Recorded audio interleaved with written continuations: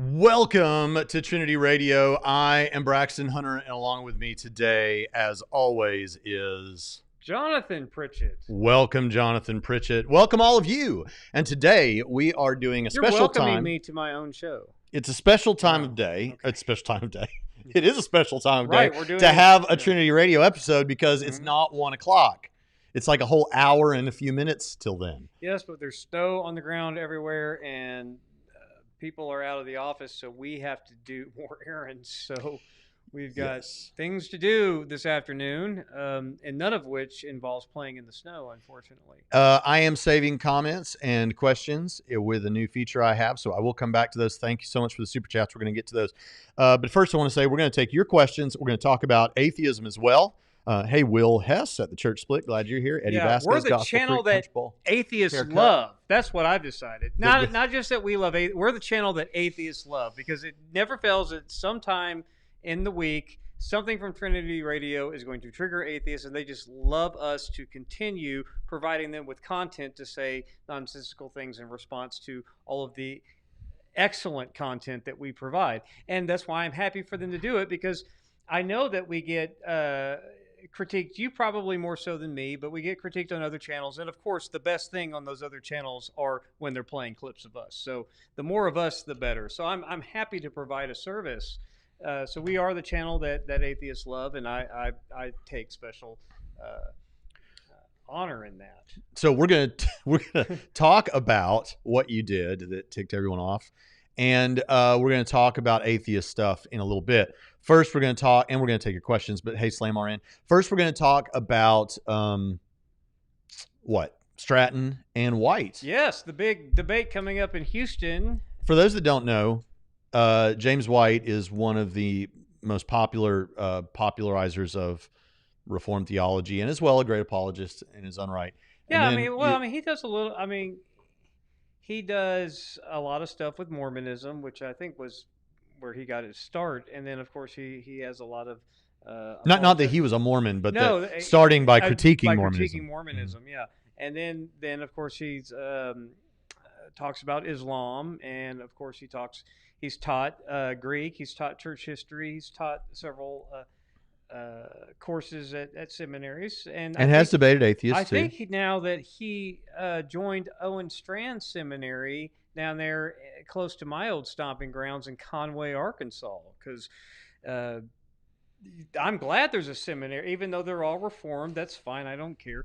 I'm glad that there's actually a seminary in Conway, Arkansas, because Conway, Arkansas has Henderson University, and it has UCA, which is, I briefly went there, the University of Central Arkansas.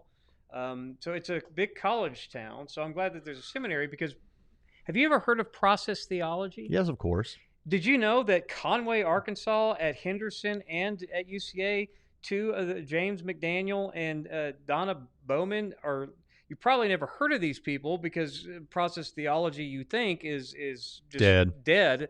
But in fact, two very prominent people in the process theology movement, where it's alive and well, is in Conway, Arkansas. So I'm glad that there's Reformed theology. It's better than nothing from the traditional. So I'm glad that higher education presence is there, because Henderson, my dad graduated from Henderson. It's a Methodist university there that has long since abandoned anything. But they don't want to talk about that. They want to talk about Stratton and White. I like talking about Arkansas. Okay, well, we're talking about Stratton and White here. So good for James White and Owen Strand for bringing within the bounds of orthodoxy, however slightly it is. No, I'm just kidding, Calvinist. I'm kidding, Chris. But yes, thank you for representing in Conway, Arkansas, because they need some. Right, so Arkansas exists. That's true. Yes. And then Tim Stratton and White are going to debate. They are going to debate in Houston, Texas. And I have to say, it would be more awesome if it was in Conway. I've thought about maybe finding a way to go. But if I go, you're going, right? Yeah. Cameron Bertuzzi is going to be there. White's going to be there. Stratton's going to be there. And probably a lot of other people that we like. And here's the thing. They're debating Molinism, but they're not just debating Molinism. For those that don't know, Molinism is based on it runs on the engine of middle knowledge. And middle knowledge, do you want to explain why it's called middle knowledge real quick? Real quick. Because okay, so in traditional, It doesn't this feel is like not it's going going to to be real quick. quick. Yeah, there's no way. Just talk about the orderings of God's knowledge. In the logical order of God's knowledge, they would break it up in the systematics in the Reformed tradition early on, and going back to the medievals and stuff. You have God's natural knowledge, and then you would put there the decree, and then God's free knowledge, and that's the logical ordering. Well, in Molinism, what Louis Molina did was he said, okay, we have the natural knowledge, but here between the decree and natural knowledge is the middle knowledge. Which, and then on the other side of the decree, you have the free knowledge. And so this is not temporally. We're not talking about the order here temporally. It's not like God. We're talking about a logical sequence here. Yeah, and so in the logical sequence, middle knowledge sandwiched between the natural knowledge and free knowledge, also, but to the side of the decree. You got what I wanted to capture. And the thing about it is, what's the cash value of this? Well, middle knowledge, and this is why people like Tim Stratton might say, I'm a mere Molinist. And I say that too, is because much of Molina has not even been translated. And so I don't know what all he said. I just know that I affirm middle knowledge. So what is middle knowledge? Real quick, and I know that many of you already know this, but for new people on here, middle knowledge is the view. Like if you go up to a little old man or a little old lady at church, of minimal education, but has been in church for a long time, and you say to them, brother, sister, let me ask you, do you think that God knows? This is after church, when people are sitting around talking about the sermon. What if does God know what has happened in the past, all of it? She'll say, or he will say, yes. Does God know what's going to happen in the future? Yes, of course, God knows the future. Okay, so you're not an open theist. You believe God knows everything, even future things that are going to happen. Yeah, free choice. Yep. Okay, so then does God know what we would be doing, you and I, who we might be talking to, or what we'd be doing right now if we hadn't entered this conversation after church, but had gone and done something else? I guarantee you that most evangelical little old men and little old women will say, of course God would know that, right? Of course God would know that. Okay, then that means that little old man or little woman is a mere Molinist because they affirm middle knowledge that God knows what would have been the case, right? And so middle knowledge that's all it is. It's just to be that God knows what would have happened under other circumstances. Call them counterfactuals of creaturely freedom, things that you could have done, but things that you would have done, but not things that you did do in the actual world. That's all it means. Now, where it starts to sound confusing and Star Trek-y and all that, don't worry about it. If you want to know what middle knowledge is, that's basically it. Where it gets weird and Star Trek-y is if we say something like, we start getting philosophical about, and we should, what's under the hood there. What does that actually mean about the nature of reality? And that would be something like, okay, so if God knows what would have happened in other circumstances, then we're saying God knows what would have happened in another possible world. Not a world that actually exists, but a world where there's nothing impossible about that happening in that world. Like we can all imagine a world where nobody has a left arm. That'd be a sad world, but it's not an impossible world as far as I can tell. It seems possible. It's a possible world. And so all we're saying is that God is aware of what you as a free creature would choose to do freely in every circumstance in every possible world. And then he actualized or actually created the world in which people freely do whatever it is that best fits with his plan or whatever. Mm-hmm. So that's Molinism. But if you really want to get to the simple skinny of it, ask a little old man, or there's all kinds of Molinists at your church that don't know their Molinists. Yeah, or we'll make it real simple. Middle knowledge is that part of God's knowledge where he decides, hey, I want to see what kind of cards all these creatures deal me. Yeah. I just want to see. I want to see. I want to see. But James White would say, no, I want to talk to the one who's dealing those cards. Yeah, God wanted to see those dealing the cards too. These creatures that I'm going to create. The free creatures. I want to see what kind of cards they deal me and what kind of... Just. I mean, I can create. Well, that's an important thing. It's like I can create this deterministic cosmos where I cause people to do all kinds of evil and mayhem that they would have never came up on their own unless I dreamed it up, and I could do that. Mm-hmm. I just want to see what kind of cards they deal me and see what happens, so that I don't have to determine them to do evil, because they can pretty much do that on their own. So just see what kind of evil they do. I like to let my kids shuffle. We play Uno quite frequently. Thank you for the super chats. We are coming back to those. What kind of cards my daughter, let her be the dealer. I want to see what kind of cards my daughter deals me in a game of Uno. No big deal. Yeah, but see, that's my choice. You're illustrating the problem here, I think, is that this idea that, no, I want to see the God who's dealing the cards. Well, it's not like this is the whole thing. Oftentimes you'll hear something like that, and it's like, you do understand we're talking. I'm not saying this about white, but just in general with Calvinism. You do understand we're talking about free will here, right? Whether it's true. If it's true, then the free agent is the one dealing the cards for themselves. And in terms of what happens in each universe, the individual free creatures in those universes are dealing. Yeah. All I'm illustrating is that I'm going to let my daughter deal the cards for this game of Uno. Doesn't make you any less authoritative or right. I'm still dad, right? Yeah. And it's like, and God's like, hey, for all of these possible worlds, I wonder what kind of cards these free creatures are going to deal and see what happens, because God might be curious. I don't know. I mean, that's not the way to say it, because technically God is infinite in all his perfections and has all of that knowledge simultaneously in a timeless state, but you get the idea. Why can't God do that?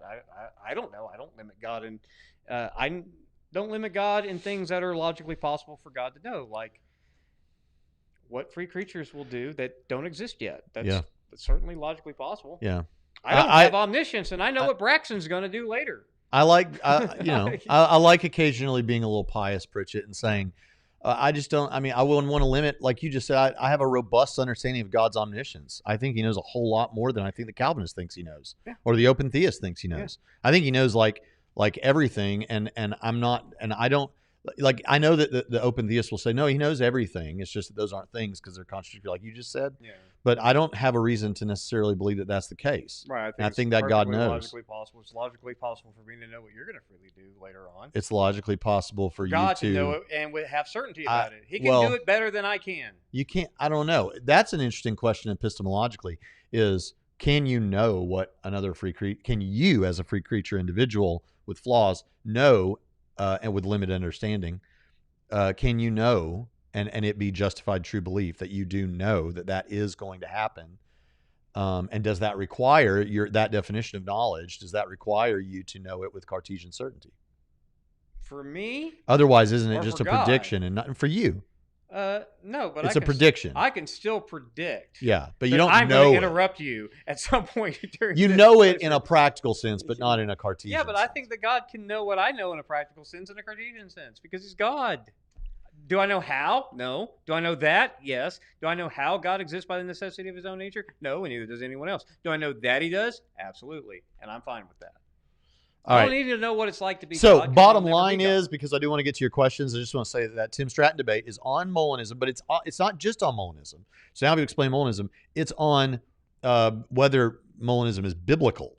Now, you might not see why that is an important and controversial debate topic, but the reason that it is, and why it's interesting that I think Stratton was the one who suggested it, is because Molinists are often criticized for just laying philosophical grids atop the Bible, which I have no problem admitting that. I'm trying to make sense of the Bible, and so if I find something that seems to make sense, everyone does that. Yeah, everybody does that. But the criticism is that we don't actually let this come forth from the Bible. That there's no biblical defense of Molinism. It's just a philosophical thing. But yet Stratton recommends, hey, let's debate, is Molinism biblical? Well, I mean, he devoted a good chunk of his book to it. Yeah, to that question, and that's fine. I think William Lane Craig is Molinism biblical? I could say yeah. Does it need to be true? No. Is determinism biblical? No. Does it need to be true? No. I could. We were having a conversation the other day, right? There's no text, proof text, dig out whatever you want, Genesis 50:20, Isaiah 9, but dig out whatever text you want. None of them give you determinism. None of them. Mm-hmm. But determinism could still be true. It's just you're not getting it from the Bible. Yeah, well, since this is on point with this right now, let me just say, Gospel Freak says one of James White's objections to Craig on Molinism was that Craig is stating God knows, but we just don't know how he knows.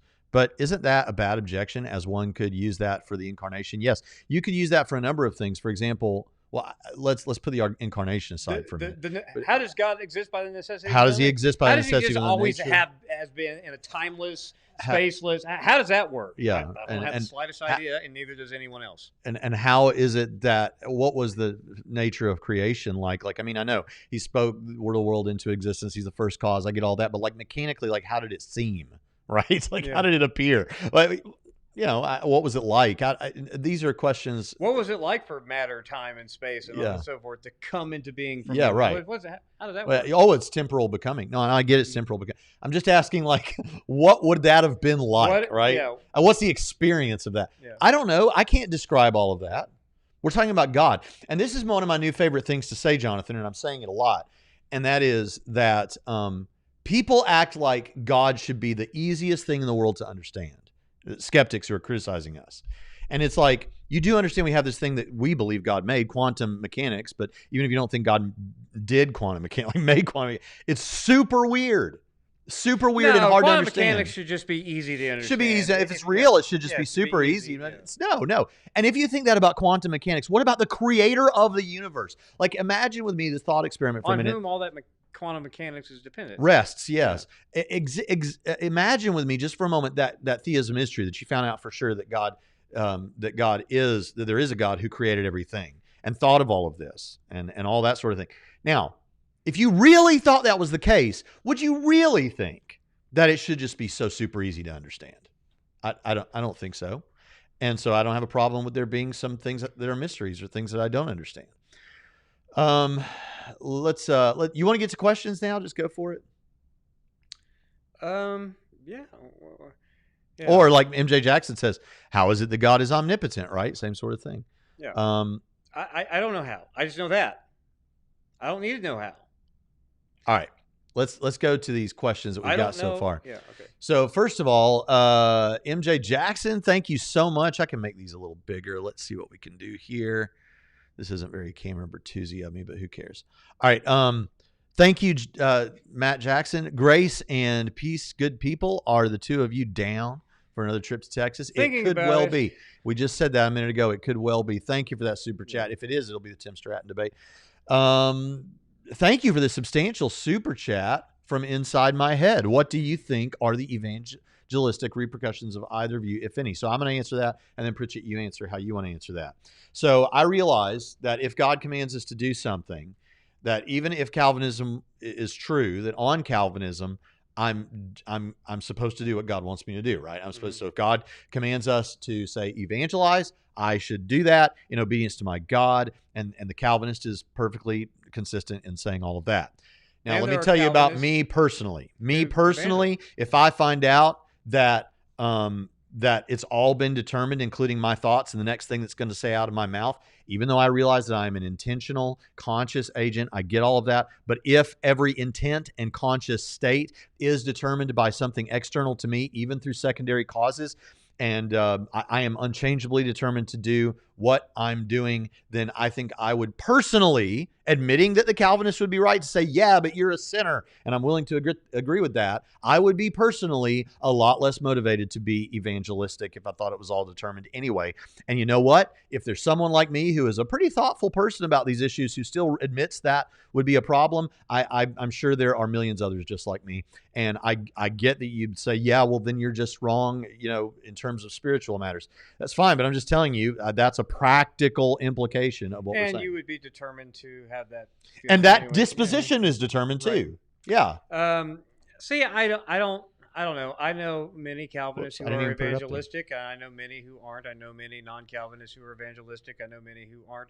I think that the people who get the most interested in these debates are some of the least evangelistic people on planet Earth, and that bothers both of us. Go ahead and I'm lumping it. That bothers us. You wrote a whole book about on what now? You've touched on several books about how people who are interested in debates about theology and apologetics and Calvinism and non-Calvinism, the people who are interested in this stuff are some of the least evangelistic people on the planet. No, that's true. Yeah, and that's very, very annoying that the people who say that, I love learning about God and the Bible and the theology and all of that, and then they don't ever really tell people about it. But I have my online ministry where 50 people watch my live stream, and I debate with them, right? Because they disagree with me too. There I am making this, yeah. Okay. So that's my thing. What is that? I don't know. That's just what you're describing is the evangelistic repercussions of spending too much time obsessed with a theological disposition. Right. Yeah. And that's a more interesting question than, Hey, now, that was an interesting question. It's an important question. Well, like I said, Paul Cooper, when he was a Calvinist, was more evangelistic than He was never a Calvinist. I'm going to be like the Calvinist. He wasn't really a Calvinist. No, he was a Calvinist, but he was the Calvinist that a lot of people are. He was a Cooperist. Paul Cooper was a Cooperist. He had augmented Calvinism slightly to accommodate for a form of libertarian freedom, as you can see in our debate on the issue. And so, yeah. Let me tell you the repercussions.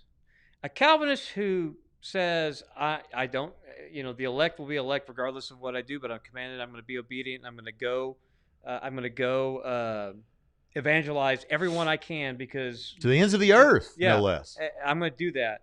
I respect that more than I respect the person who says anyone can be saved. There are no predestined to be in Christ people. There's just all the things that were predestined in Christ. Yeah. I think unlimited atonement all the way, and then you don't go tell anyone about Jesus. Yeah. You see what I'm saying? That to me, that you think that everyone out there could potentially convert to Christianity, yes, through the conviction of the Holy Spirit, the power of the preaching of your sharing within the gospel, and you don't do it. Yeah. Respect to the Calvinist. Yeah. So, Well, if did I miss Punch Bowl Haircut super chat?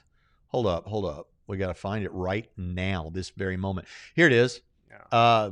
I can't. Yeah, there you go. Yeah, here it is. Yeah. Here we go. People talk about how baptism is identifying with Christ's death and resurrection. What does identifying with it mean? It baffles me. Well, this seems like a ancient kinship sort of thing. So, Pritchett, why don't you talk about it? Did you? I mean, you can go to Romans 6, but I mean, did you literally die? Not physically die yet. Yeah. No. Have you raised? Not yet. Not physically. But what are you doing in baptism? You are showing them that's what I'm going to do. That you are identifying with the death and resurrection of Jesus. That's exactly what it is. It is in. Well, that's why they say it's identity. It's I am taking on this identity, and that's going to, that's going to be my orientation. It's a way of identifying with someone as your rabbi, leader. Right. It's a conversion ritual. I mean, no doubt about it. You're getting in a new in-group. You're going out of the old in-group, and you're in a new in-group. And this is the point of induction. It is a conversion not really ritual. Salvation is the point of induction. I don't have a problem using the word ritual, right? It's a conversion ritual. Sure. As a public identifying identifier with the Jesus in-group people. Yeah. Because it is a reflection of the head of the Jesus in-group. And it happens, and it nicely pictures death and resurrection. Right. Even if people were already baptizing for other reasons. Yeah. It pictures something beautiful like that. And so So anyway, there's that. Thank you, Punch Bowl. Yeah. I'm so sorry, Punch Bowl. You know how we all feel about you. Is there something mystical about it? I think so. Of course I think so. This person says, evangelical, so of course really liking these weekly Trinity radio broadcasts, looking into classes with them maybe in the spring or summer. Yeah, and I'm going to tell you what, man, we're seeing it more and more, Pritchett, aren't we? We're seeing people who are in leadership at Trinity and students doing amazing things in this realm. I mean, we've got Tim Stratton out there debating, people like James White writing books that are traditionally published. We've got Leighton Flowers out there doing the same thing. He's debated James White, but he's also got a flourishing ministry. A lot of students coming to Trinity because of him. Chris Date out there tearing it up, sometimes debating against my views on theological issues. Yeah. And me. We had a little bit of a mini debating discussion. The Trinity. He's done, the Trinity twice now. Mm-hmm. Both defending it against heresy, and in print with Dale Tuggy, and then the Jake, the Muslim metaphysician. She did an outstanding job. So these are people you see out there doing things, right. And then you've got students of ours who are out there getting things done and publishing books and all that sort of thing. So MJ Jackson is a fine example. Paulman. The church split. Will Hess is a good example. Yeah. So we look forward to you becoming a Trinity man or a Trinity woman. Thank you so much, D. Payne. Trinity's just dominating the seminary game right now. Pritchett. Seriously. Pritchett, we're fellow laborers with other seminaries. All right. Punch Bowl Haircut says, we already did that one. It was in there, Punch Bowl. I just didn't get to it. Yeah. It's out of order. Miss Mutola says, the channel that loves atheists versus the channel that atheists love. It can be both of those things. Right. It can be. I'm so glad you're here, Miss Mutola. I was watching one of your videos the other day. I was thinking about you. I should have commented. But that's a good thing though. I mean, because you can love in different ways, right? And so I think that the way that they love us is more of a not a love-hate thing, but more of a love in a facetious way. Whereas our love is genuine love. Yeah. Because we want to see them. I think there's people out there who want to spend all eternity with these atheists, and they want us to provide them content that they can riff on to entertain their little crowds for fun. I think for the short time that they have before. I think there are atheists out there that love me and love you. Genuinely? Pine Creek recently just said, I love you, Jonathan Pritchett. He loves you. Of course he does. He's never said he loves me, but I'll tell you what. I think the faithiest atheist loves me. I think there's good people out there that loves me. Yeah, what a guy. Is it Clinton Smith? One of the atheists. The faithiest atheist is just a nice guy. Yeah. There are atheists who genuinely love us, but I'm saying a lot of them love us for just facetious reasons. But Richard's a great guy. I love talking Will to Hess Richard. says, I cannot wait for this smackdown between these two. Clearly, I'm pulling for Dr. Stratton. Thank you, Church Split. You ought to check out the Church Split. If you are a church person and you're interested in, they do apologetics too. Don't get me wrong, and I think they've moved away from what I'm about to say. But they were doing stuff like fundamentalism and what are the goods and the evils and what can happen and all that sort of thing. So you need to check that out. Computational Theist has a question for you, Jonathan, because he doesn't ask me questions, and it is Pritchett.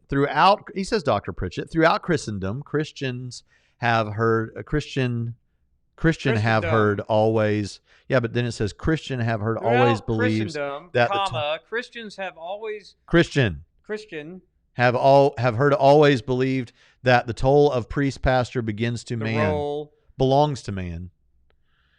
Since Jesus has male disciples. Your response, Pritchett, because you're the also throughout Christendom, people have not always agreed with that. But if you mean by the 12 disciples, were they all male? Yes. But were all of Jesus' disciples all male? No. So I don't see how that even follows. I don't know that that's a even though I'm complementarian and they're big like the office of is Mary and Martha, were they in the other they were disciples, yes. They were important disciples, but they weren't part of the 12. But they weren't part of the 12. Is the point he's making. Because they were he needed the women to actually bankroll his ministry. Right. I mean, but we do recognize there's a different, whatever you want to say about complementarianism or whatever. We do recognize that there is a distinction between the 12, and maybe that includes Paul and then just disciples, just followers. Yeah. Like I'm a disciple of Jesus in that sense. Right. All right. So there's that question. Why can't consciousness just be something that comes from the brain? Well, it might be, JD, but I don't believe that it is. And I actually did an entire show on that. There was actually a live presentation on consciousness that's just a few videos back. So I would just encourage you to go check that out. It's got a picture of me on the front, and it says something about consciousness. So and since we're referring people to other things that we've done, it's a big topic, and I do have a whole presentation. So is egalitarianism and Calvinism. So if you want to know, if you want to get 6 hours worth of content, go to Trinity Radio Extra and listen to me and Nick Quint prattle on about it. All right, fine. Then I'll just answer it straightforwardly. So one of the problems with this is how does matter wake up, basically, is the hard problem. How is it that you get consciousness from non-consciousness? How is it that you put, and this is a analogy, not a technical description. I realize that this would be a straw man if it was a technical description, but how do you put enough Lego bricks together to get a conscious Lego man, basically, is what we're saying. That's what I'm trying to convey. Movie? It doesn't work. It doesn't work. And when it does, there's a maker, right? Isn't that right? Okay, so that's one problem. And if you think, well, yeah, but there just is. Well, hold on. You've got debate going on about how it works, and there's even if it's only about 2% of philosophers that are panpsychists, it's becoming a very much talked about thing right now is panpsychism, the view that maybe matter is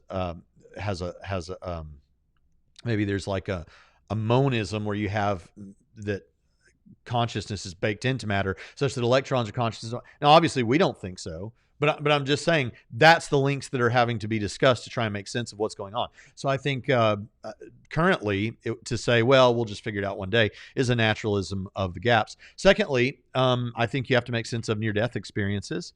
And I don't think that I just listened to two atheists go on for hours about near-death experiences. And it was one of those deals where the explanations you had to have a different explanation for each little feature of a near-death experience.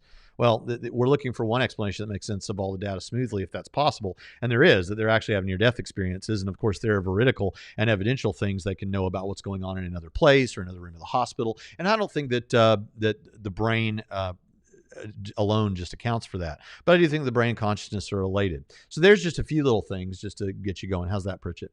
Yeah. Great. Okay. So we'll take that out. Which one is Guillaume Bignon's best argument for Calvinism, in your opinion? That guy is really smart, even though I think he's wrong on Molinism. Yeah. So with Guillaume Bignon, who I greatly respect, read his really book 3 times. Think he's got the best book on compatibilism. Even better than what the Scott Christian did. He did his. Bignon has the best book on it, and it still fails. Well, I just think he does the best job trying to defend that position. I think he's lipstick that pig, man. He went as good as you can. But it's not so much an argument. If he has other arguments for Calvinism specifically, I don't know. But really what he's arguing for there, and really all I've been aware really of him arguing for, is compatibilism, and that you can be morally praiseworthy or blameworthy despite having been determined to do whatever you do. And I think that book represents his best argument. The best looking pig with lipstick you've ever seen. And Pritchett's saying that in a joking way. I love Bignon. But we're Facebook buddies. Yeah, but I do think I think he's the best. He did the best that you can do with such a terrible position. But what particular thing in that book? I think that the example that is the best attempt, and at the same time, I think still has the same problems, but I think it is pretty good, and I think it gives people wanting to defend their view of Calvinism something to use, and maybe it will convince people, and maybe it has. I'm sure he knows if it has convinced some people that maybe they should be compatibilists. But is the whole idea of conditional versus categorical ability and how that plays in a free will from within a deterministic perspective, giving you moral praiseworthy and blameworthiness. I just think if a man is determined not to do something, then he's determined not to do something, and it's unchangeable. And all the thoughts and intentions and will and all that's going on. You say, oh, see, but he's a sinner. But all of that was determined too. Yeah, but it's because of man's nature that's so sinful. Yeah, but all those things were determined too. So this individual who's choosing to make an action is determined unchangeably. Well, what if something like this? What if he's determined?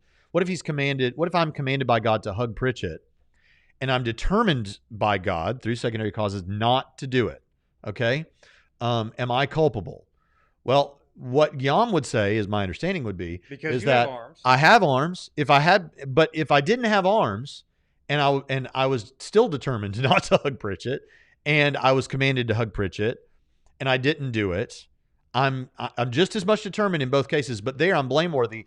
I'm not blameworthy because I don't even have the arms to hug him with, but I'm still determined not to hug him, versus I have the arms to hug him with. So at least if I had been determined to hug him, I have the arms that I could have done it. But what that misses, in my opinion, is that in both cases, it is impossible. And he wants to say in some sense of possible, like conditional or categorical. Yeah. But I want to say here, in both cases, it will never be the case that this person will do this. And because God determined it that way and wanted it that way. And so there's no more % possibility. This is the way I like to say it. There is no more % possibility that the guy with arms who's determined by God not to hug, there is no more percentage possibility that he's going to do it than the guy who doesn't have arms and is determined not to hug. In each case, there's 0% possibility they're going to do it. Yeah, it still runs back into the same problem, but it also runs into problems with consistent Calvinists, because the consistent Calvinist has to reject that argument, which is probably the best one he could come up with, because the consistent Calvinist has no problem, and you've heard them all assert, that yes, God holds people morally responsible for commands that are impossible for them to fulfill. Mm-hmm. And so a consistent Calvinist needs to bite the bullet and say, can't use that argument because that doesn't work for Calvinism, because God commands people to all people everywhere to repent. They can't unless God does something first. So God commands people to do the impossible things that they cannot. And the things that they're meant to repent of were determined by God through secondary causes. Right. So this whole missing arms, that person is not morally responsible because you have arms, even though you're determined not to do it. You are, because you have arms. Because the guy without arms cannot do it categorically, and we do. Calvinists have already bit the bullet and said God commands things that are impossible, like to them, logically impossible.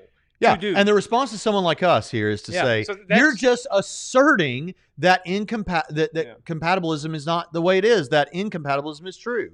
When you say that you're morally culpable, or that you're not morally culpable if determinism is true, you're just asserting, Jonathan, incompatibilism. Yeah.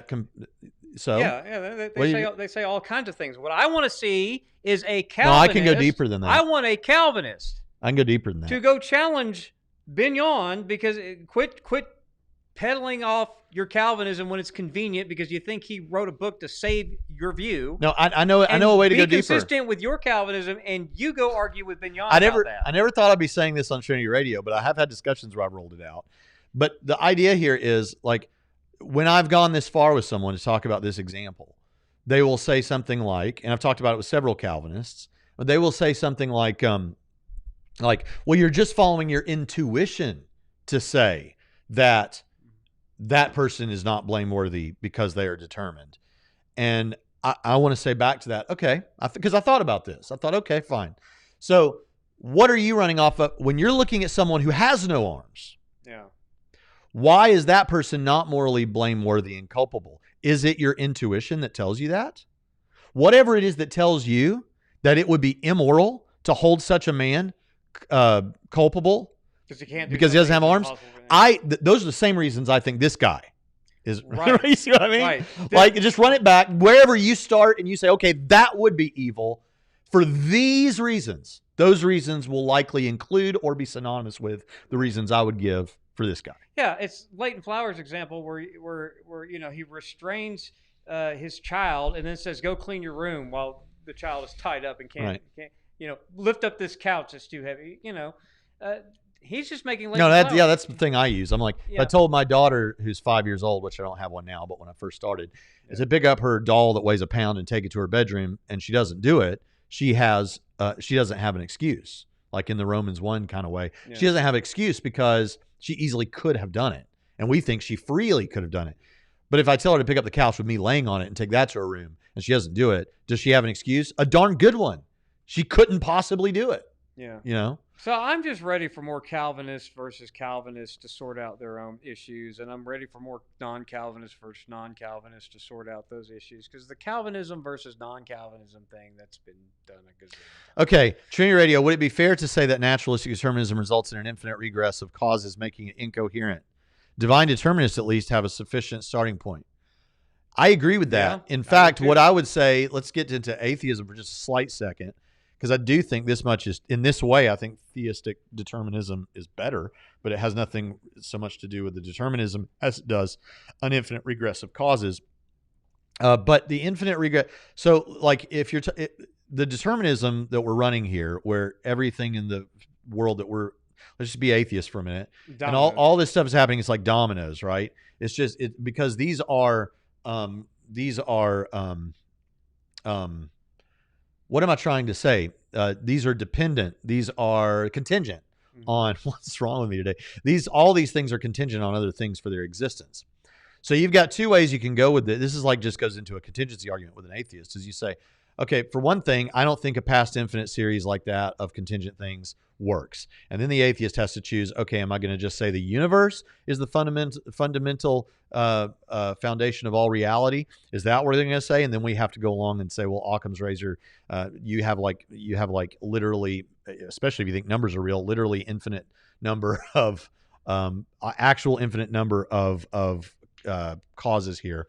But even if you don't want to go that route, you could just say, okay, have your infinite series. Why isn't it this infinite series instead of some other infinite series? In other words, the whole infinite series doesn't make a necessary set. It's just a contingent infinite series, and everything in the series, including the whole series, must depend on something else.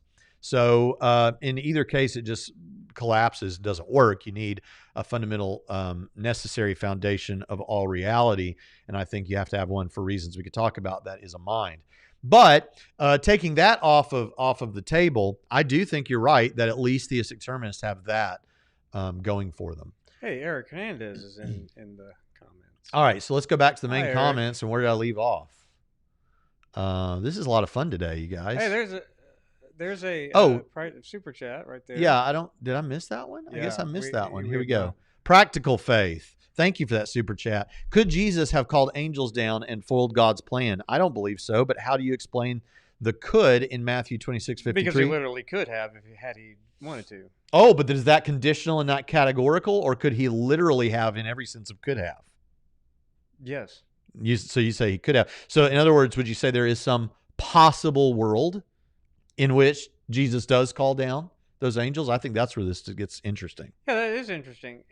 Well, there's nothing logically impossible about it. There's nothing Right. logically contradictory about it. So sure. Okay, but not feasible worlds, not worlds that God not in the sense that Jesus it matches knows God's that he plan. needs to die. Yeah, right. But I mean, yeah, there's no problem with that. That's but also at the same sense, that's one of those things you shouldn't try to overread the Bible. Like, right? He could have done it. Yeah. That's all you need. That's it. Don't try to go further into it because it's not trying to get it's not trying to communicate anything further than something that Jesus could have done had he wanted to. Yeah. A lot of people, again. Yeah. Okay. Overreading scripture verses to try to cram in metaphysics and philosophy is as bad as underreading it, if not worse. Yeah. So now this is an interesting question. Modal collapse, and this. I love the way he is so hot right now. Yeah. It's so hot.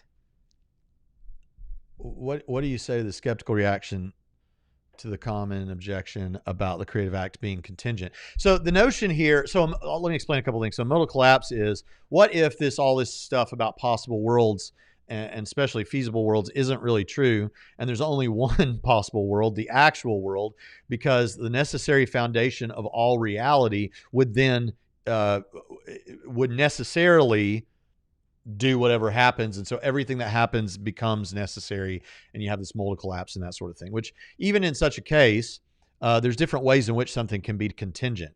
The way this is often discussed in these arguments is a contingent thing is something that could have failed to exist.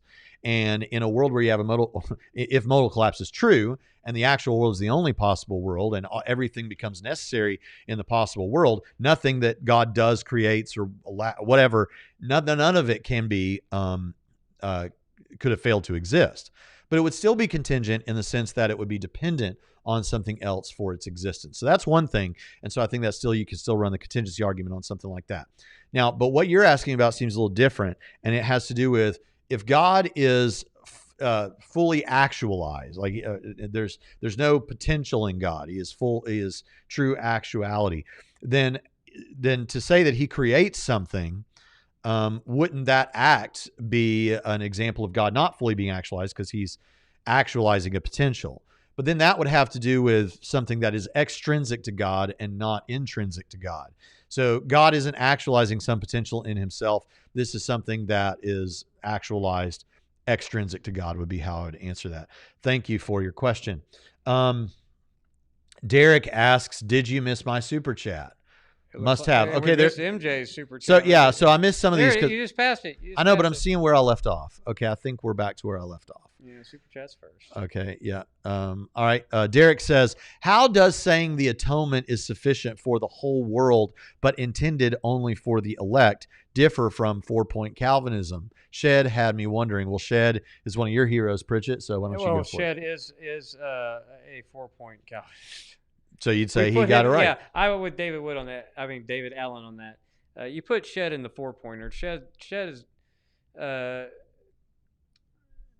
But what they mean by sufficiency and what they're saying is the quality of the sacrifice of Jesus is of the sort that could sufficiently be atoned for the sins of everyone. However, the purpose of Jesus's high quality sacrifice is only meant for these people. That's what they're saying.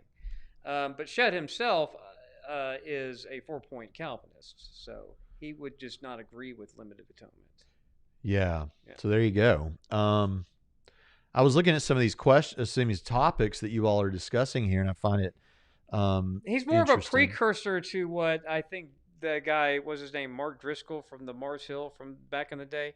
What he'd say the limited atonement, like Shedd's a precursor to that. Kevin O'Connor's here. By the way, I want to say that's whose comment I asked. Well, he's got a different profile picture, so I didn't exactly notice. But Kevin is an example of an atheist that I think I would guess probably loves us in the brotherhood of all humanity sense that I think we're describing. Yeah. So, yeah. All right, MJ Jackson, who I know loves us, and I love him, says Romans 7 blows up compatibilism altogether. I have yes. And what do you think? I have a hard time that the I, who is obviously not Paul, but is obviously... Give us a synopsis. Open it. People don't know what you're talking about. Okay, so let's open our Bibles to Romans chapter 7. Do I have a Pritchett-only window? Yeah. Okay, so... There's kind of a speech and character thing. A lot of people take the view that this is Paul talking about himself as a Christian, which is like the least likely of all the views, because if you compare Romans 7, where he's at war, he's in the flesh, versus the Romans 8 person who's in Christ Jesus with no condemnation, he's in the spirit, not the flesh, and he has life and peace instead of being in a body of death. Quit this idea that Paul is giving his current struggles as a Christian. That's not what the view is. So we're going to take the view that it's not what Ben Witherington and Nick Quinton think, that this is a reenactment of Adam. I don't agree with that. I think the N.T. Wright view is the right view, because it's talking about the Israelite under the law in the flesh, okay? And what he says, what he says is... when I want to do what is good, evil is present with me. For my inner self, I delight in God's law, but I see a different law in parts of my body, waging war against the law of my mind, taking me prisoner to the law of sin in the parts of my body. O wretched man I am, who will rescue me from this body of death. So people in this body of death is what we inherited from Adam, if you want to talk about Adam. And so that causes us to go on to sin, according to Romans 5:12. You have a death nature, which causes you to sin, okay? So... here, and start in verse 15, so people in a body of death can cry out for a Savior to deliver them. For I do not understand what I am doing, because I do not practice what I want to do, but I do what I hate. Now, if I do what I do not want to do, I agree with the law that it is good. So if you're doing what I have a hard time with the idea, the compatibilist theory coming from the Edwards type thing of strongest motive or strongest desire or greatest desire. I have a hard time squaring that with someone doing what they hate is their greatest desire, is when he says, I want to do something else. So just the language there kind of rules this out. But it gets worse for the compatibilist, because if you're arguing that, other than the reasoning in the circle that you choose according to your strongest desire, and we know it's your strongest desire because what you choose, because you choose according to your strongest desire, and we know that's your strongest desire.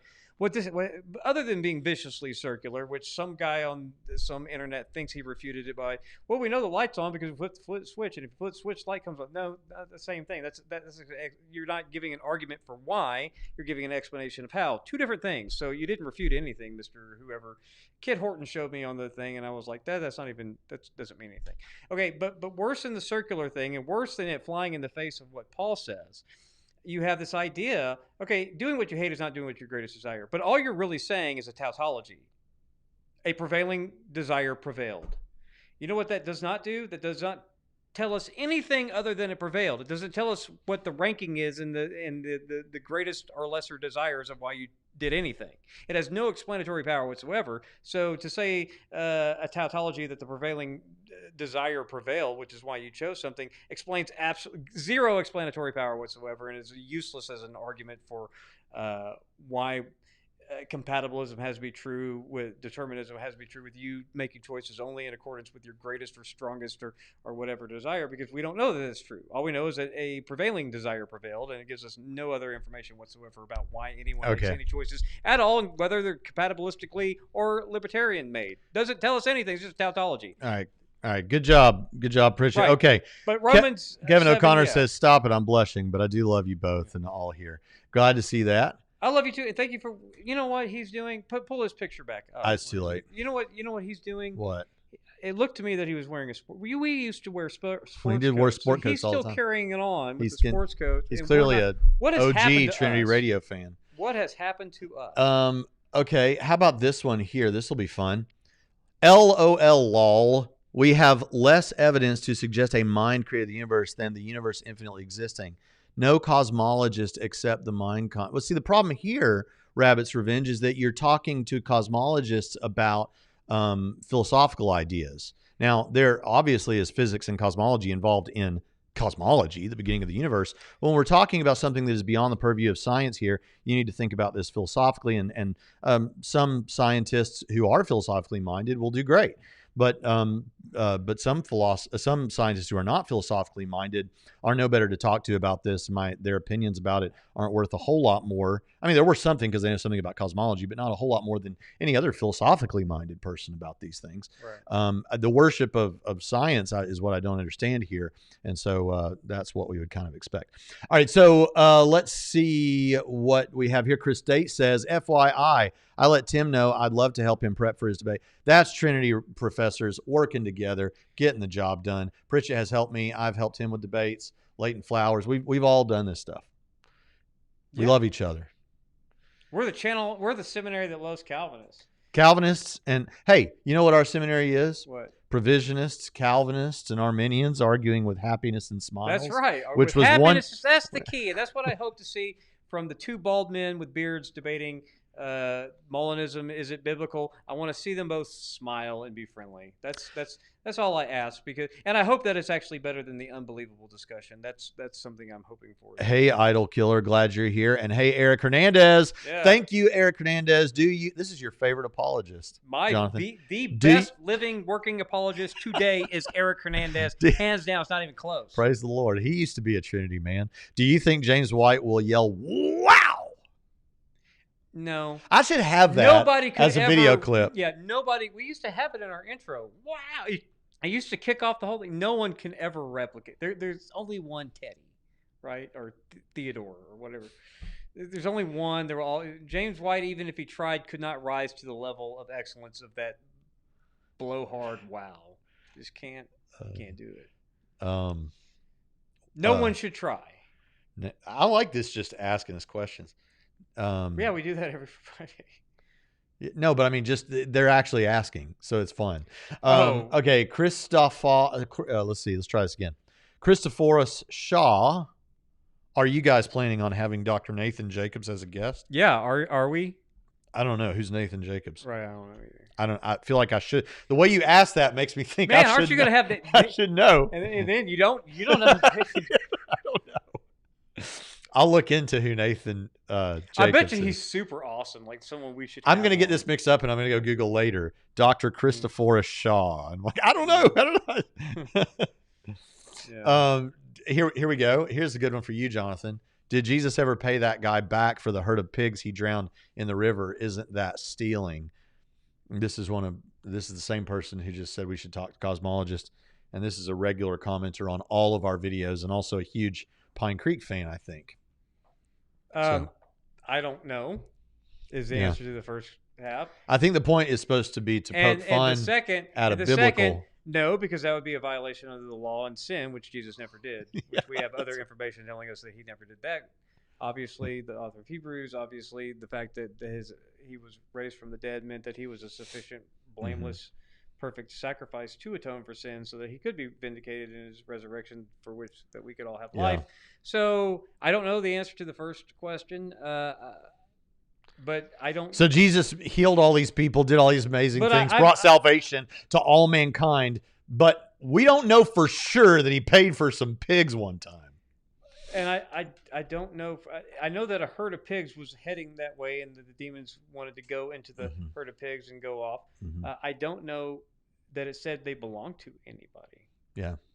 See, what I think is funny about this is someone thought they were going to make fun of Christianity, and it's actually an interesting question we Yeah. develop if you give it seriousness. I don't know that the herd, who, if it belonged to somebody, could have just been a stray herd of pigs. I don't know. I'd have to go back and scrutinize the text to an nth degree to find out. I can honestly say this: if that question, and of course questions aren't arguments, if that question ever causes anyone to have doubt about the truth of Christianity, I don't know what we're doing anymore. Well, but what's interesting is that through the herd of pigs, the demons requested to be put in. And as right, so Zoe Abundant says, the demons were responsible for the death of pigs, not Jesus.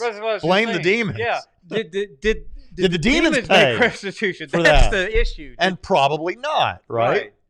But they're demons. But they're going to be punished in whatever version of hell is true right. For all eternity. So there will be justice. Thank goodness Christianity is true, so that there will be justice not only for humankind, but for demons too, and their bad behavior of ripping off what could have been a farmer's herd. Glad you made it, Yuan Thompson. All right, Gospel Freak, who has an awesome profile picture of Kylo Ren's helmet on a penguin. What do you think about impeccability or peccability in relation to Jesus? Some say Jesus could sin. Others, he can't. It seems like Jesus being tempted means he can, but one verse says God can't. Right. I'm a peccability. You're an impeccability. No, well, but here's my okay. So I do have problems with the thought experiment of saying, okay, if I say that during the temptation of Jesus in the wilderness that Jesus could have sinned, like that he really could have. He was tempted in every, not just in the wilderness, but in every way. Like right, sure, yeah. But just to give it a so then I am saying that is tantamount to saying in some possible world Jesus sins, I guess, right? I mean, that's what you're saying there, because you're saying if it's possible, then in some possible world he does. That's what it means to say that. That doesn't follow. No, of course it does. It just means that he could in any possible world. No, is it possible or impossible for Jesus to have sinned? It's logically possible that he could have. Okay, then it happens in some possible world. That's all it means to say it happens in some possible world, is that it's possible. No, it means to say it could happen in any possible world. No, it does happen in some possible world. Given enough worlds, it must happen, is what you're saying. No, that's not what I'm saying. Right. What we mean when we're talking about possible versus impossible worlds is, can that happen in a possible world? Yes, it can. Then that's happen. a possible world. What you're Must talking about? No. What you're talking about is feasible worlds. Does it happen in a feasible world? And it doesn't happen in a feasible world. Or if it does, he didn't actualize that world. But I am queasy about that. I can see that you're not. But here's a possible solution. And I know that some people are going to not like this any more than the concept that Jesus could or couldn't sin, depending on which side of that you are on. Luke chapter 2 at the end tells us that Jesus continued to grow in stature and knowledge. Mm-hmm. And we know that there were things Jesus didn't know, right, in his humanity. Mm-hmm. So what's the problem with saying Jesus, I mean, this is speculation, people. Okay, I'm not teaching this. Right. I'm offering this for conversation or discussion. What's the problem with saying he really could or he really couldn't have sinned, but he didn't know that he really couldn't have sinned? So the temptation was legitimate. He genuinely thought he could, and he didn't. Yeah. What's wrong with that? Protects both sides of this thing, as far as I can tell. That's a fine answer. I just don't. I think it's just logically possible he could have, but didn't. Yeah. Just like when someone says it's impossible for God to lie, it's impossible. Those are statements really about his character, not about his ontological, immaterial stuff.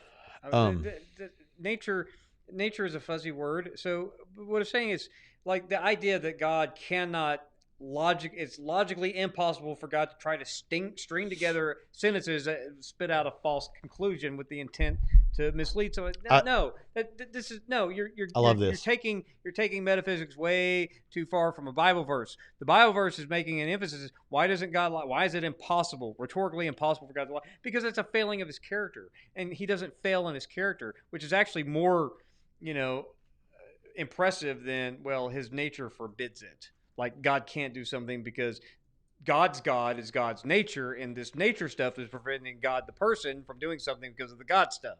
And I don't accept that as an explanation of what God's nature is. Like, as God's nature is not God's God. Okay. Okay. God's nature is part of Him. God Yeah, I mean, it's God Him. is the great I am, not the of great Him. it is. Okay, so that's okay. You know, Here, so I'm having fun with Rabbit's Revenge today. Did the stuff in Braxton's office?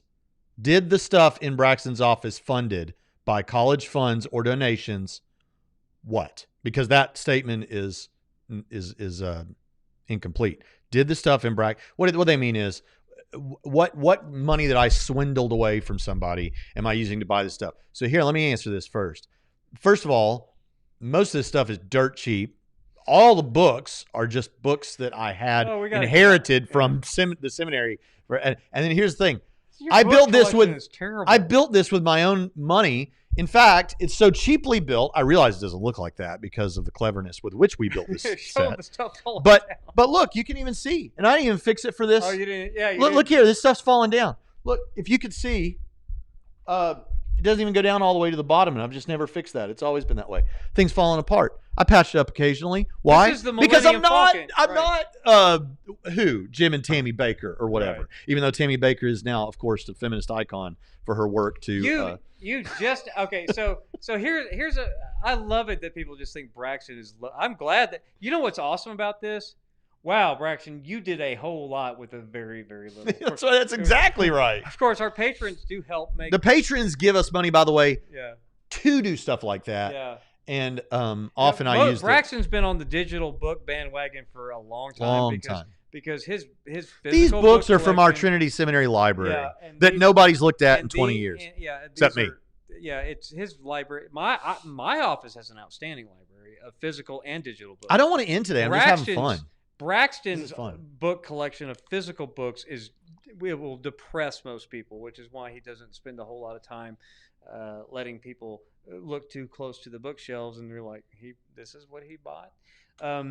But yeah, this is the Millennium Falcon. You making fun of my books? Yeah, your books are terrible, except for the ones that I bought you. No. You have taken, sir, from my book collection a number of books that have now sat on your bookshelf for years. Which is why your bookshelf is now terrible because I took all your right. But that's not. First of all, it's still not terrible. But second, those were my books. I helped to build the Pritchett Memorial Library. I love the fact that you stressed "were" because they're mine now. Okay. Well, okay. We got to get on with this. But no, one more story. You don't want to. We're not in a hurry. One more story. Okay. One more story about rich and famous Braxton and his 2-bedroom condo. Okay, that they had to lose another room so that they could build a 3rd bedroom in for our daughter. When Braxton was generous enough to sell me his truck from 2001 for $1,500. $1,500, he got to replace the truck I bought. His grandfather's maroon truck. And my grandfather died 15 years before I got the truck. Right. and so that was 2016-ish, somewhere around then. And then finally, at the very end of 2021, Braxton is no longer driving a pickup truck. No, now I have a car I got for $9,000 and it's paid for. I paid it off. Right. After having, and we got a minivan. After having two, Miss Marilyn is going to get upset with me. Two pretty much old, beaten down pickup trucks. No, you can talk about my cars. You just can't talk about me for my mom. The 2 jalopy trucks but that Nissan's still trucking that we bought from you. I mean, we had to put a little bit of money in it, but it's still going. But after nobody cares. After 7 years of driving beat up. Now, your wife had a decent car, but just not you. Right. I'm not going to let her drive around. Right. But after 7 years, he finally got a, what is it, a 2020? No. Well, the van, 2017, I think. And the car is a 2017, I think. Yeah. So after 7 years of knowing him, Chevy Cruze and a Chrysler Pacifica. He finally got something in the last decade model. And understand, I'm not driving a Corvette. I'm driving a Chevy Cruze. Okay, for $9,000, and my wife's driving a Chrysler Pacifica. But Braxton is only in this for the money, and he rips people off, students and patrons, so that he can have.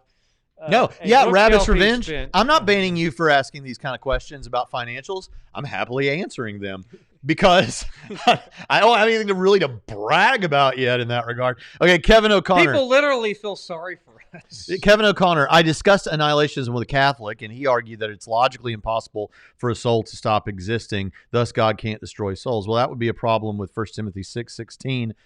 No, that's not right. Let's see. Yeah, 1 Timothy 6:16, he alone is immortal. Yeah. God alone is immortal according to the Bible. And that's why this mortal has to put on immortality, right? So I would just say that 1 Corinthians 15, 52 through 55, and 1 Timothy 6:16 would be a problem for that position. But thank you for asking that question, and go tell your Catholic friend what we said. Yeah, I don't know. That's what, you don't like that? Can't or won't is not the same thing as can't. So I don't know. Can't, won't what? Destroy souls. Like those are. I don't know that I think that's a. I'll have no, to. He's so, why? Of course he can.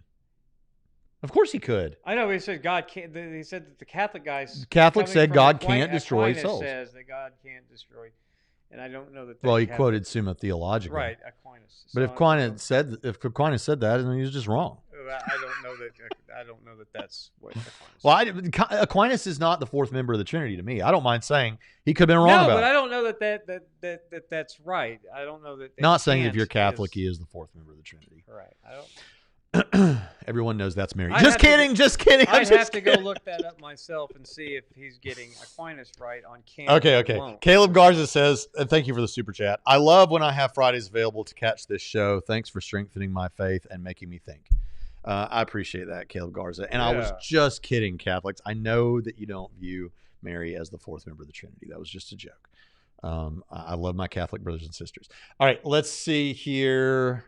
And funnily, some people are going to have more criticism of what I just said, that I love my Catholic brothers and sisters. All right, honestly atheist says, I've been recently. How dare you call Catholics brothers and sisters? Right. I've been recently puzzling over. Well, not all of them are. That's good. Yeah, but not all Baptists are brothers and sisters either. So I've been recently puzzling over the concepts of, quote, value versus intrinsic value. What do these concepts mean to you? And how would you demonstrate that something has intrinsic value? Well, I might use that language in a given circumstance, but value is fine. Well, God assigns value to some things, and then other things just intrinsically have value. How would you talk about that, Pritchett? Well, if you're set apart or made holy, that's the level that by virtue of being what. Okay, so this cell phone has value to me, but it doesn't have intrinsic value. I swap these things out insofar as Braxton allows me. Oh, you mean that particular one? But, but the category cell phone has value. It has value, but it doesn't have. There's nothing intrinsic. There's nothing about cell phone that has intrinsic value. Well, what it does might have. Human beings have intrinsic value by nature of what they are, and they're funneling in the concepts that make it to your phone. So you're saying that the phone isn't the thing that has the intrinsic value. It's the content that persons offered, or it's the persons that create the content. No, I'm saying things like, I don't believe that cell phones have intrinsic value. I think that they have just value. I think that human beings have intrinsic value. I think that animals have intrinsic value. Doesn't everything have some minimal level of intrinsic value? It's valuable for something in some way. Okay, in a relative sense. It's good in some. There's some good in it. In a relative sense, something can have intrinsic value. It's not necessarily relative. The amount of value might be relative. No, if you live in a hippie commune where money is irrelevant, it doesn't have any intrinsic value whatsoever. But if you live in an economy, the paper that's on the money has intrinsic value.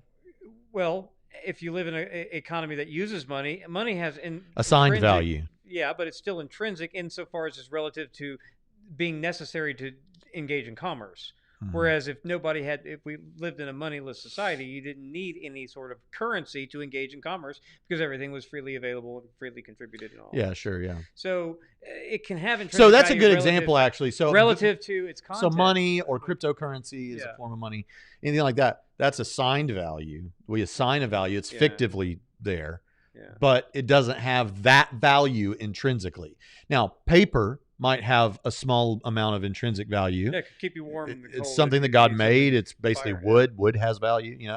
These are value. But that's the important distinction, I think, in what we're talking about here is like money is fictively valuable, but other things are actually valuable, like intrinsic value. I value lots of things for what they do.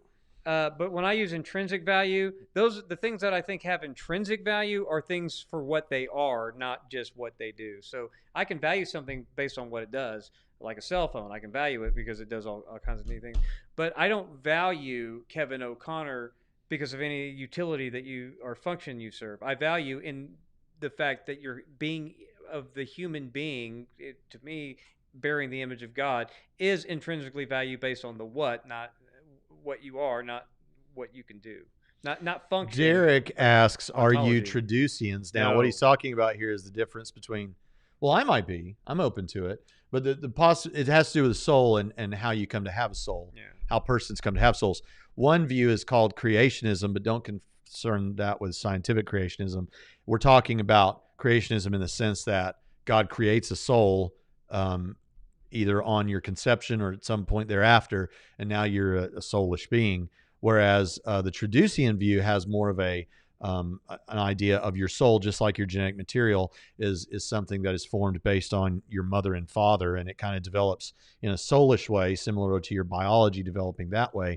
And some Traducians even believe that if we could see your soul right now with spiritual eyes or whatever, we would still recognize it as you, because your body kind of takes on the features of the soul in a physical representation. So I don't know. I'm open. I don't really have a firm. I'm a special creation. But there's nothing about Traducianism that, and I know Eric Hernandez is a Traducian, and he gives pretty good. Shed is a Traducian. He holds that view. I don't. And so that's exactly right. William Billy Craig says, in some possible world, Pritchett can give a short and simple answer to questions, but he has never actualized one. That's right. But believe it or not, Braxton said, let me be brief in Texas, and then he wasn't. I think that Jonathan will agree with this. Says, disagree with Jonathan here. God doesn't merely refrain from commanding that we rape babies. It is literally impossible for God to command it, just as he can't make 2 + 2 = 5. Well, God could string syllables together, but yeah, I mean, I think you're right that I don't think God. I'll say it this way: I don't think God. I certainly don't think God would. Prevents God from. So even if God wanted to command something, which there's no reason for him to do it, he would try to, and then all of a sudden his nature would just get in the way. Yeah, that's just. I think that's just the wrong way to chalk all this stuff up. But if you say in no possible world does God command the raping of babies, then you're saying that is... Or commands people to commit adultery when he wants to, yeah, whatever. Now there, I don't really have a problem with that when it comes... And I'll tell you, this has to do with the... So you agree with Teddy that God can command people to commit adultery? No, that's what I'm saying. I don't think he could. Yeah. I don't know that he could. I think this could be one of those things that when we're talking about God, like we're talking about the Father, I think that the nature of freedom... I think that he has free will, but you know my thoughts on this. I think he has free will, but he may just have it in the source sense for all I know, in which case I don't know that he could. But see, I think the reason why it's impossible, if you want to say logically impossible, that has the same, I don't think so, but that has the same cash value in the fact that he's never going to do it, right? Because when people say it's not God's nature to do it, I'm like, it's impossible because it's not of God's character to do it. And that's where the goodness is grounded in God's. That's what I mean by being. And I am, not a it is. It's not a what, it's God's a who. 3 who's.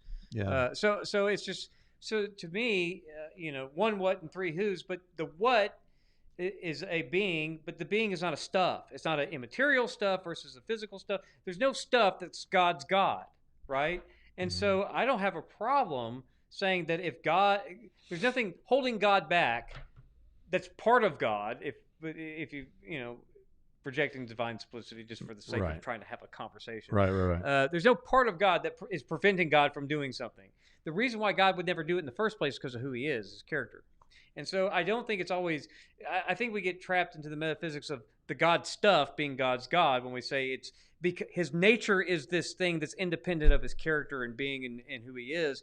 And I don't like to separate God's nature out from his character and say this is what prevents him from ever doing anything evil, not his character, because his character is what defines the nature of God. We know that God. Eric Hernandez says you should have bought a Kia Soul. Eric has a Kia Soul because his main topic to talk about is the soul, and he invited J.P. Moreland into his soul as well, and J.P. Moreland got into his soul and came from the airport to the conference space. There you go. All right, the fathiest atheist who loves us, I'm sure. He says, I love you guys intrinsically. Indeed, and we love you back intrinsically. Indeed. Because of who you are and based on your character. And thank you for that super chat. And the fact that I'm willing to not take your bet because I do actually think that you could probably beat me in a pull-up challenge. He challenged me to a pull-up challenge. Really? Yeah, and I'm like, why would I take that challenge? I mean, I like the challenge, but it's one I'd lose probably. Brando, it's not your fault, okay? Don't be too hard on yourself. The reason that you missed most of it is because we started much earlier today than we typically do. We normally would just now be starting, so don't feel too bad. I'm looking to make sure. Rabbit's Revenge, who we've been looking at a little bit today, says, thank you for being like the only theist or whatever who hasn't blocked me. I won't block you. I like to throw some spicy atheist comments in there. I don't. But see, because like all of our chat police people are doing this voluntarily. We don't pay them to do it. Mm-hmm. I don't question who they can kick out whoever they want to for whatever reason because be careful with that though. Yeah, no, I'm just saying they'll kick you out. They probably Brando I wouldn't says, know. I don't know how Brando that works. Fixed your comment, Pritchett. A cell phone doesn't have essential value. In a world with no electricity, a cell phone is not valuable at all. Right.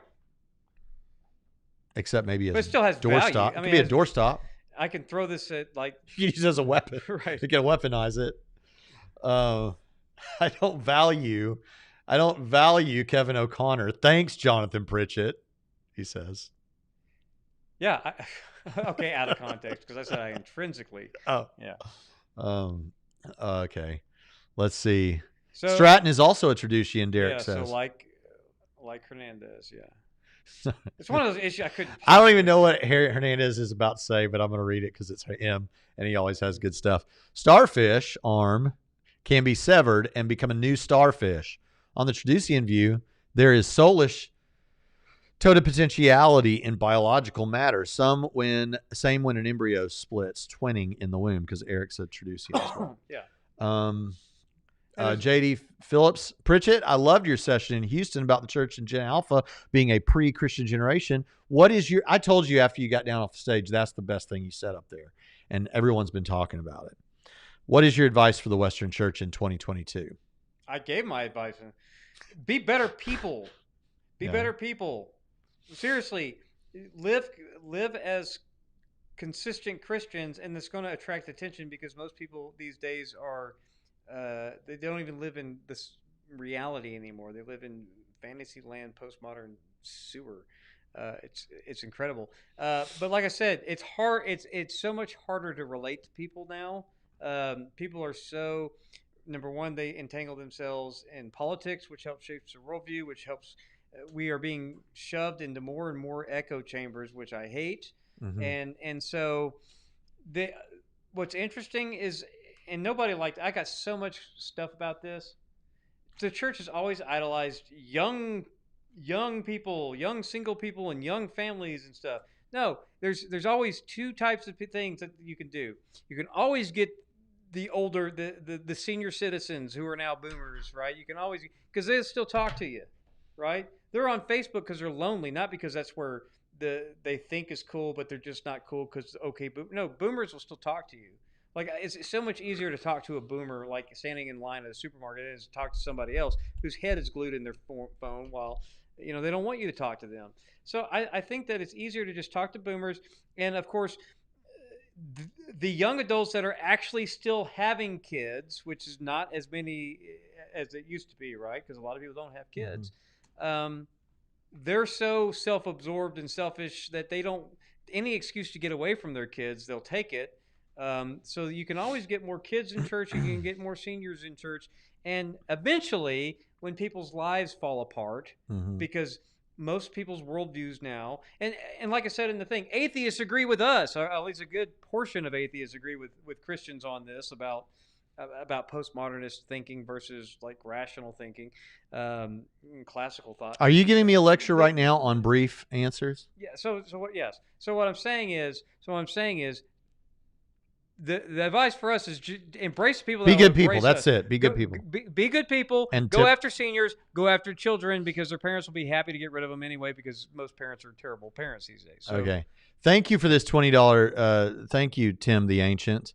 Do you guys think that maybe the Bible's ability to give practical application advice is overblown? Personally, I've found the Bible offers more of a moral standard to compare oneself to and is scant on specific strategies. Well, first of all, I think you're probably talking about like the New Testament, really, because, I mean, obviously the wisdom literature is full of great practical general advice that's wisdom. But are there things that the Bible doesn't touch on, like, for example, smoking weed? Or are there things like directly touch on, or are there situations in your life that are specific enough that the Bible doesn't speak to that specific situation? And I think that, yeah, that's true. And I think that what you would do is you would look at what, and an easy way to do this is to get a book by someone you trust, or some kind of a Christian living type book by someone that you really trust them theologically and stuff. Because what they're going to try to do is show you how, based on what the Bible does teach, across the board, that it's kind of like systematic theology. They'll go through and find out what does the Bible teach on these issues related to this topic. And so based on that, here's probably, a good way to function biblically that we could say is a biblical way to function, even on a topic that it doesn't directly talk about. You could do the same thing, but there's a lot of people out there who've already done all that work for you. So that's what I'd recommend. Actually, see, I don't think that the Bible's ability to give practical application is overblown. I think it's undersold by so many people. Because number one, you hear and this is a problem with evangelicals in general, right? Evangelicals in general, no offense, but if they see a pastor giving practical wisdom from the Bible, they're going to say, "You've turned the Bible into a self-help manual. You're not teaching doctrine." Mm-hmm. Well, most of the time, doctrine is referring to living a faithful Christian life. Right, exactly. and it turns out that the Bible is actually more full of that stuff than it is actually the systematic theology topical arrangements that you find in textbooks. Look at this missile drop that Tatiana just released of hit the like and subscribe in the comments. We love you, Tatiana. And she says, "Yikes, I'm so late." No, you're not, Tatiana. We started early today. Yeah. So, So it's not just the wisdom literature. It's all the passages in Romans that they get bored with by the time they roll around to chapters 12 through the end of the book, when your preachers are just kind of out of gas because they spent so much time on the first half because of all that doctrine stuff that they think is like all this systematic theology, even though Paul's not writing one. And they just don't, they undersell all of that. 1 Corinthians filled with practical, the book of James filled with practical wisdom. And I know that I don't agree with like Peter Enns' view of the Bible at all, right? But one thing that he really does well is he tells people that, it's not just the wisdom corpus, but the whole Bible is a book of wisdom. And you can learn how to think by reading all of its contents. Even if you find yourself struggling or challenging with it, think of the Bible as there to help shape your mental framework for how you think about things. And, one easy solution is the Bible doesn't talk about smoking weed. The Bible doesn't talk about certain things. But you can take what the Bible does say, right? And say, well, it does seem to frown on drunkenness, and that could be an altered state of mind. It does seem to frown on. Well, let's get real hot with this, like literally hot. So you can go to certain texts where it address something. How far can you go with your girlfriend, Jonathan, and it's biblically permissible? Tell me, how far? Holding the hands only, kissing, nothing below the neck. Come on, let's get real. You want to get practical? Let's get practical. What does the Bible say, Pritchett? Well, most people... This is a real problem that people face. Yeah, I know. Most people seem to think that fornication means any sort of sex outside of marriage. What is sex? Like sexual intercourse. It matters what the word is right. means. I What's the definition of is? right. So John, you can't have a girlfriend. and I lean towards that Yeah. end. Um, as does it get explicit? Like, don't have the Bible doesn't talk about first base, nothing second below base, the third. neck, Yeah. right? Isn't that what the Bible says? No, it is not. No, it's So not what what does the it Bible say? says at What all. does the Bible say? This is the question. It says not to lust, and of course not to just be promiscuous. So this is where the wisdom comes in. If you know Yeah. that those are your boundaries, Yeah. where are your limits? And where is the other person's limits that may not be identical to yours? The problem here is the questioner is. I don't have to set that standard for other people, which is fantastic. The questioner is doing what I would do. See, I like rules. Legalism can emerge here, right? Because I like rules. I like for you to tell me where the limit is, so I don't cross it. You leave it to my heart. My heart can be deceitful. Well, who can understand it? Yeah. So I like rules where I know I would have been a fantastic Pharisee. Because I would have been like, tell me the rules, how I know I'm right with God, and I'll do those. If there's something burning inside, just go get married. That's Paul's rule. That's Paul's rule. Yeah. If you got that fire in the loins, go get married. If you're 15, you've had fire. You know what that is. Right. Male or female. I know there's the asexual crowd or whatever. Adolescence is a invention of modern society or whatever. Is this the best show we've ever had? I told my son, he ended up marrying his high school sweetheart anyway, right?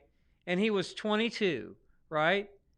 And she was like 20 or whatever. Yeah. I was like, as soon as she's 18, y'all just do it because you already know that you're going to get married. So get married. Just get married. Why are you waiting another couple years? They're still together anyway. They got married.